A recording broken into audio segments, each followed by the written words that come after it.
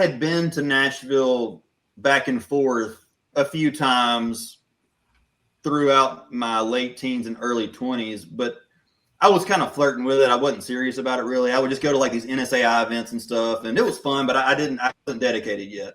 But in 2014, I was like, okay, I got to figure this out. So I would get online and I would find any kind of songwriting seminar that was going on. And I think in 2014, I made a couple of trips, and then 2015, bumped it up to a few more. But man, I mean, just networking like a madman.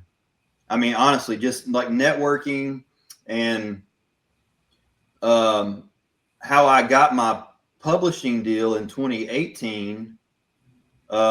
Jeffrey Steele has, I think he still has it. It's like an online songwriting boot camp. I think it's called Jeffrey Steele Academy. And obviously he's an incredible writer, one of my favorites. And I was like, man, I'm going to sign up for that.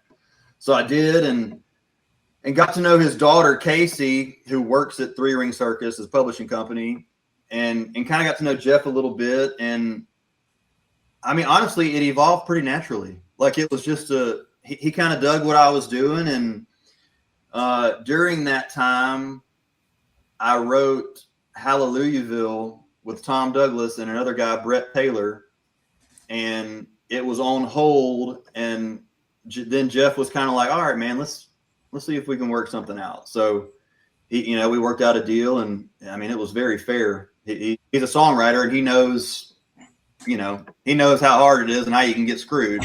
But I mean, it all evolved naturally, man. And I mean, it was just going back and forth, and dude, I'll tell you another story.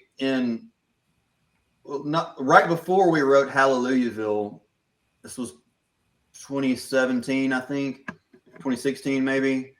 My wife and I sold my house out here on our farm to my sister, and we were renting a little house in the big town of Grand Cane, and we were moving to Nashville. Like that's what I got to move to Nashville. I want to be a songwriter, and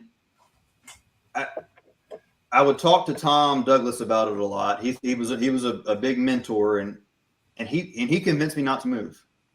I remember I went and had dinner with him one night, and by the way, every other publisher and songwriter I'm meeting is saying, you got to be here. People aren't going to take you serious. You have to be here.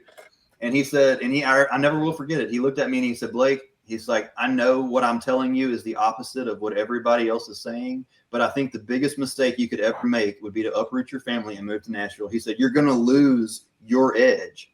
He was like, the thing that makes you is where you're from. He's like, that's your thing. And I really took that to heart and, prayed about it and talked to my wife about it. And we decided to stay. And right after that is we wrote Hallelujahville. It got on hold. I got a pup. Things just kind of started, happening, I guess.